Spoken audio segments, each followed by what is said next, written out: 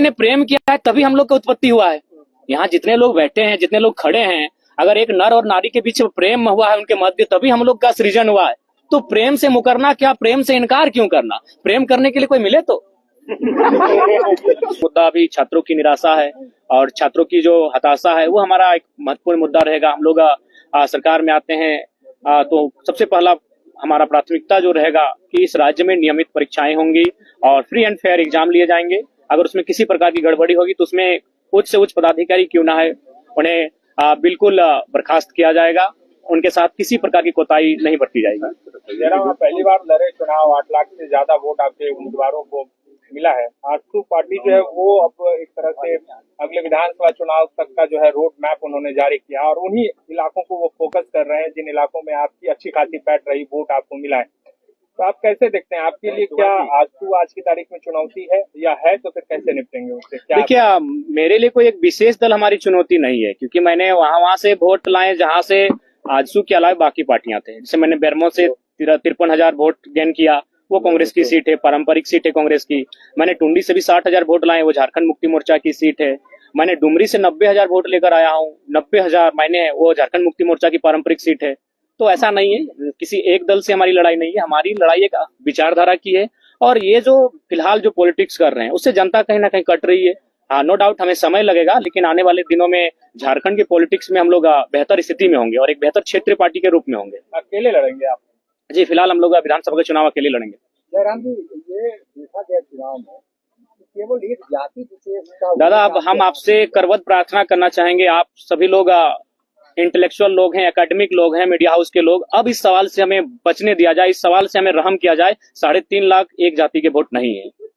आप एक एक बूथ को सर्वे कर लीजिए, एक एक गांव, एक एक पंचायत का सर्वे कर लीजिए, 3.5 लाख वोट एक जाति के नहीं है। हाँ, ये सच्चाई है, जो भी बंदा जिसी समुदाय का रहता है उस समुदाय का वोट उसका बेस वोटर होता है। इससे कोई इनकार नहीं कर सकता, ना मैं इनकार कर रहा हूँ। लेकिन 3.5 लाख वोट किसी एक समुदाय के वोट नहीं है। सभी ने मुझे अपार जन समर्थन दिया है। लोकसभा चुनाव में आपने जब सीट पे उम्मीदवार नहीं दिए। जयराम जी, आजसू का जो कैडर वोट है महतो बिरादरी का, वही कैडर वोट वहाँ पे आपको मिला, और जो जेएमएम का कैडर वोट है तो चाची के इलाके में जो महतो वोट है वहाँ आपको मिला। देखिए, एक जरीडी प्रखंड आता है, में ही आपको समर्थन मिला। नहीं, आप भूल कर रहे हैं। जरीडी प्रखंड आता है, जरीडी प्रखंड में एक ही महतो गांव है, वहां से मैंने 17,000 वोट गेन किया है।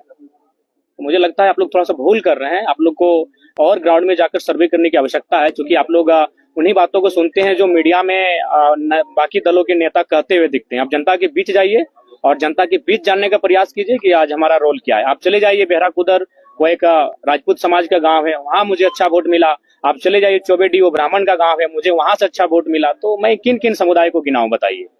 हर एक समुदाय ने मुझे अच्छा मत दिया है। तो इसीलिए कृपया अब कम से कम 2 साल बाद मैं आपसे आग्रह करता हूं कि इस विषय को विराम दीजिए। एक जाति का लेकर आज हम लोग जिन विषयों पे बात कर रहे हैं, ये विषय तो देश स्तर के विषय हैं, ये विषय राज्य स्तर के हैं, और वो नेता हमारे वहाँ चुप रहते हैं। तो मैं जिन विषयों पर लड़ाई लड़ रहा हूँ, जिन विषयों पर मैं रिजल्ट हासिल कर रहा हूँ, ये पूरे राज्य के विषय हैं।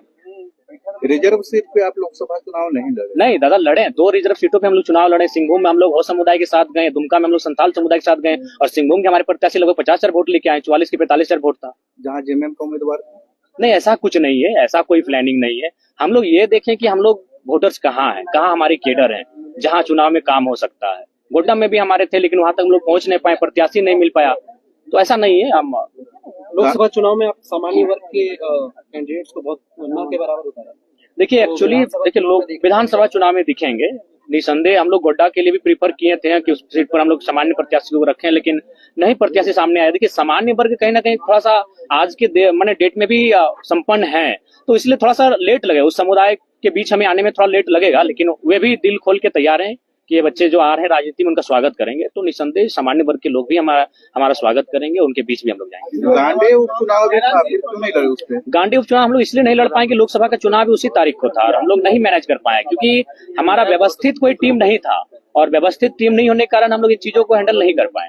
एक अच्छा मौका था, क्योंकि आपके समर्थक आपको मंत्री के तौर पर देखते थे। चुनाव लड़ेंगे।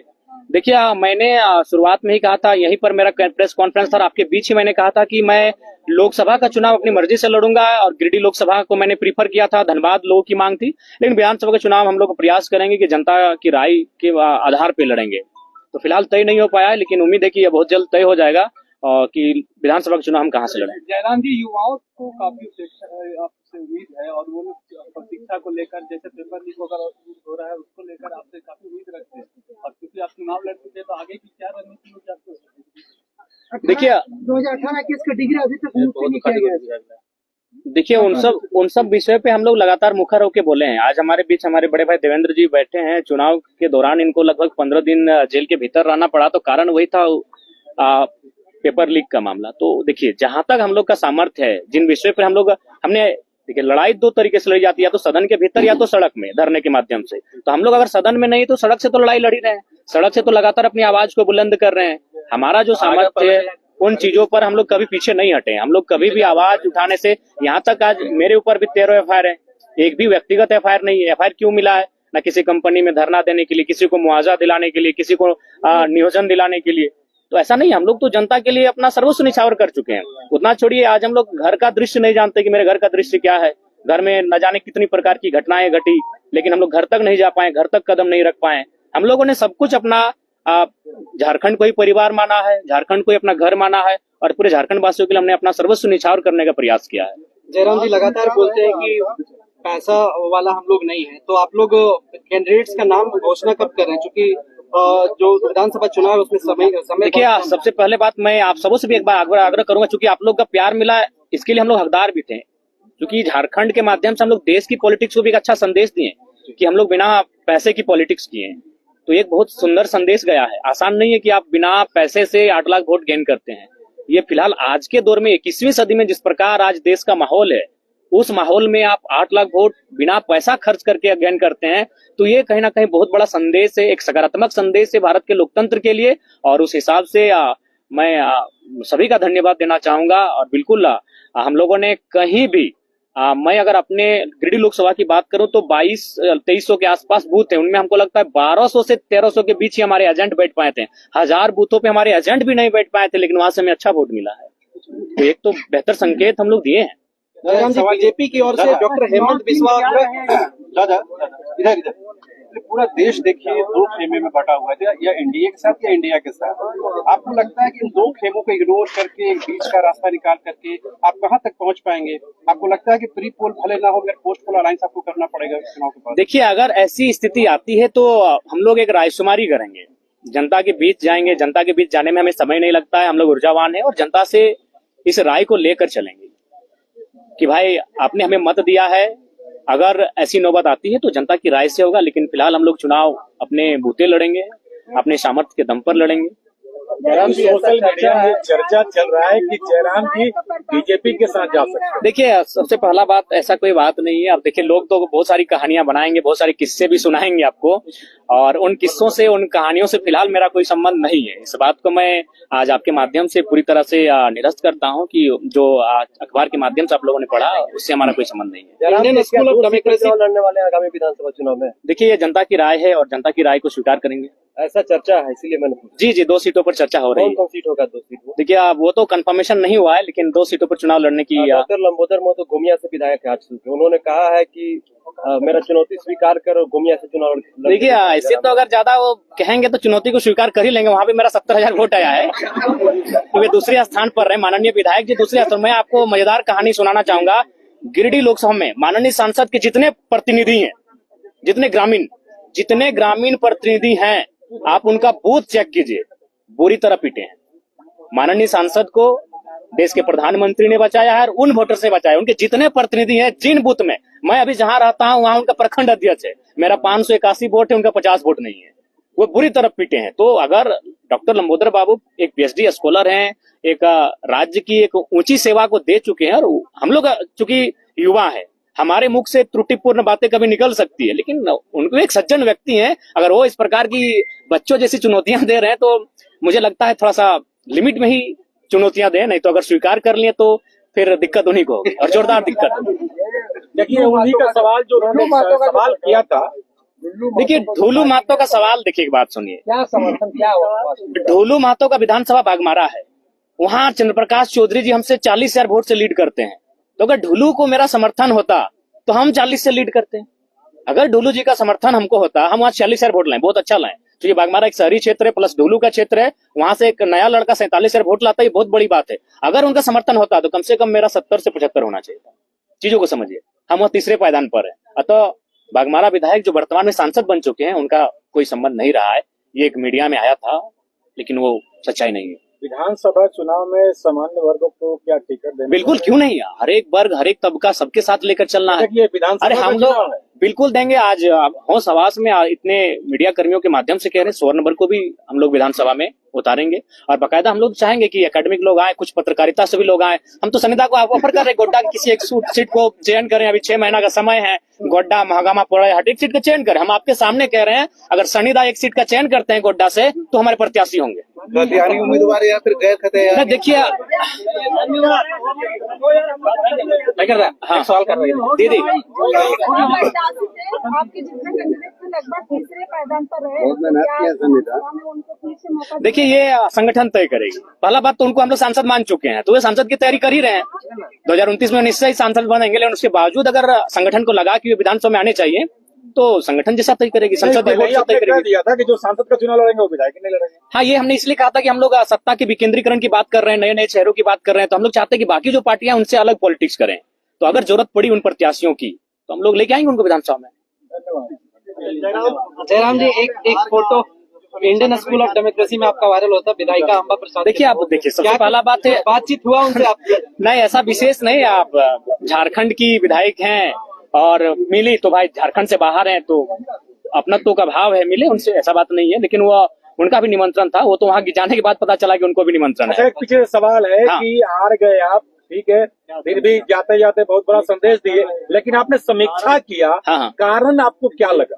देखिए, समीक्षा में कारण यही लगा कि इस बार जो देश का माहौल अभी भी इस बार रहा कि हम लोग देखिए, हम लोग वोट अपनी रास्ता कहाँ तैयार कर रहे थे। अगर मैं गिरिडीह लोकसभा की बात करूं तो 3.25 लाख से 3.5 लाख एनडीए वोटर हैं। एनडीए का प्रत्याशी कोई रहे, आपराधिक मामला रहे, वो अच्छा काम करे या ना करे, वो अगर पैरासूट से भी आए, अगर वो कन्याकुमारी और कश्मीर से भी अगर आके गिरिडीह में चुनाव लड़ता तो उसको 3 लाख 3.5 लाख वोट आते ही आते हैं। तो यानी एक वोट आपका था एनडीए का जो 3.5 लाख के आसपास खड़ा हो रहा है। प्रत्याशी से कोई मतलब नहीं, अच्छा है बुरा है, काम करे ना करे कोई मतलब नहीं है। और ठीक उसके उल्टा भी 3 लाख वोट खड़ा है कि हम एनडीए को नहीं देंगे। तो उन 3-3 लाख वोटों के बीच अगर जयराम महतो 3.5 लाख वोट कर ले आता है तो बहुत बड़ा कलेजा, जिगर और बहादुरी का काम है।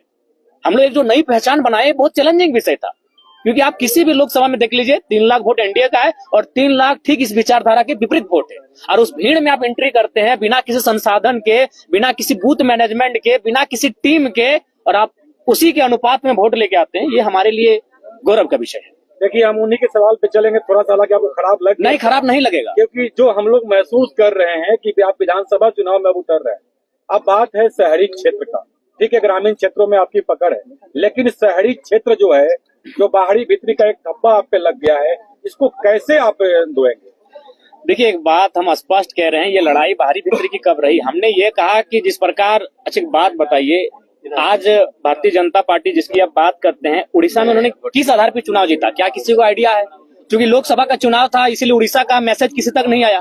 भारतीय जनता पार्टी ने किस बेस पे उड़ीसा का चुनाव जीता? अभी कहाँ 5 बार के सीएम पटनायक जी 5 बार के काबिल सीएम को पटकनी दिया, क्या आधार था? पांडियन, पीके पांडियन, जो कह सकते हैं कि चूंकि ये तो विवाहित शायद नहीं है माननीय मुख्यमंत्री, मुझे उतनी जानकारी नहीं, उनका बच्चा शायद नहीं है, तो उनको अडॉप्ट कर रहे थे एज ए सीएम।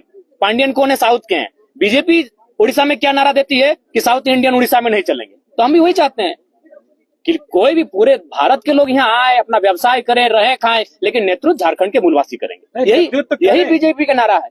पब्लिक जनता को लेके आप क्या? जनता को हम स्पष्ट कहेंगे, बिल्कुल आप ये जो भाव उत्पन्न हो रहा है, चूंकि हमारे भी लोकसभा में ये आया था कि जयराम जीतेगा तो आपको बस में बैठ के घर जाना होगा, बिल्कुल ये गलत बातें हैं।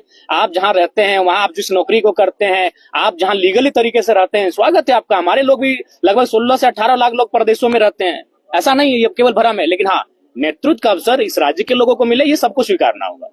टाइगर साहब, एक सवाल है, गोमिया विधायक लंबोदर महतो बोल रहे हैं कि आप झारखंड मुक्ति मोर्चा के हिसाब पे काम करते हैं। अच्छा, तो झारखंड मुक्ति मोर्चा के इशारे पे काम करते हैं तो डुमरी में हमको 90,000 वोट कैसे आता? एक पीएचडी वाले व्यक्ति अगर इस प्रकार के बयान दे रहे हैं तो हमको लगता है उचित नहीं है। टुंडी में हमको 60,000 वोट फिर कैसे आ जाता? बेरमो जो महागठबंधन का सीट है वहां हमको 50,000 वोट कैसे आता? बंदूक चुनाव में जब सीट नहीं, हमने स्पष्ट कहा है कि हमारा पहला चुनाव किसी की मौत पे नहीं लड़ेंगे। वहां स्वर्गीय जगन्नाथ महतो की मृत्यु हुई थी और हम लोग पहला चुनाव शुरुआत किसी की मौत से करें, ये हमारा, चूंकि हम लोग सिद्धांतिक पॉलिटिक्स करेंगे, चुनाव हार जीत से ऊपर। अगर हम लोग को केवल चुनाव ही फोकस होता तो मैं आपको बताना चाहूंगा, एक पार्टी ने तो हमको यहाँ तक कहा था कि अगर आप नहीं लड़ेगा तो देवेंद्र जी को मना दीजिए, आप एक लड़का हमको दे दीजिए चुनाव लड़ने के लिए, हम लोग को प्रत्याशी नहीं मिल रहा। तो अगर हम लोग को सांसद बनना होता तो आज जयराम महतो के पश्चात आप नहीं बैठे होते, आज सांसद जयराम महतो के साथ आप बैठे होते, क्योंकि मुझे भी आइडिया है कि किस सीट को कौन निकाल सकता है।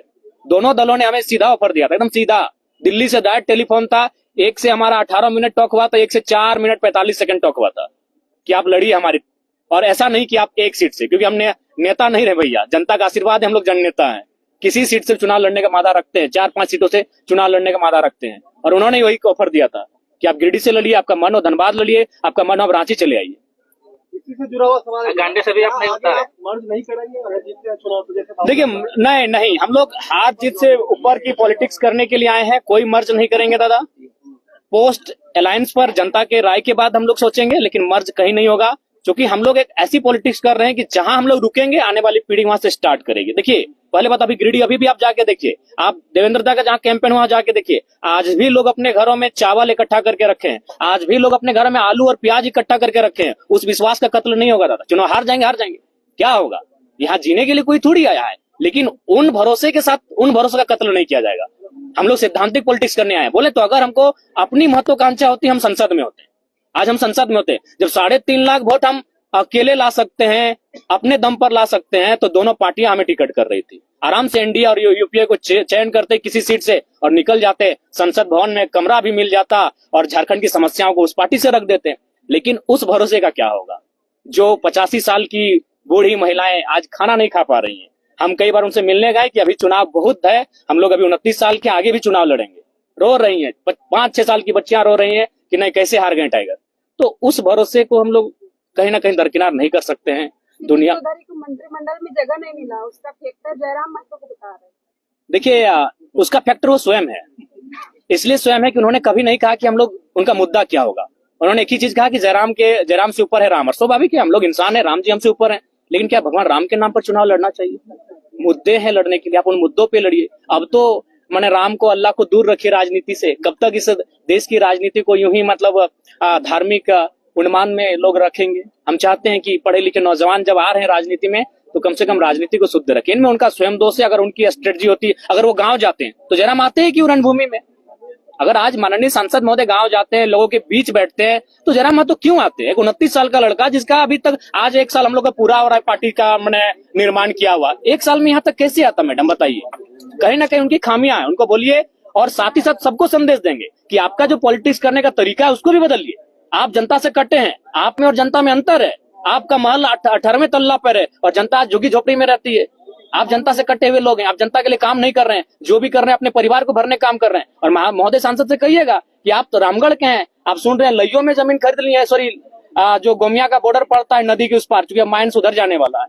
वाह भैया वाह, जनता से कटिएगा और बोलिएगा 2 समय दीजिएगा, ये नहीं चलेगा। दिल्ली के पूर्व विधायक पर क्या कहिएगा? उनका धन्यवाद करेंगे, उन्होंने खुलकर सहयोग किया है, समर्थन किया है, और नो डाउट वे भी झारखंड के एक लड़ाकू नेता रहे हैं, उनका धन्यवाद देंगे। और टेलीफोनिक भी धन्यवाद दे चुके हैं, और आपके पूरे तमाम चैनल के माध्यम से उनका धन्यवाद देंगे। दादा, लेकिन ये हवा चल रहा है सोशल मीडिया में कि अमित महतो से ये भी टिकट मांग रहे हैं।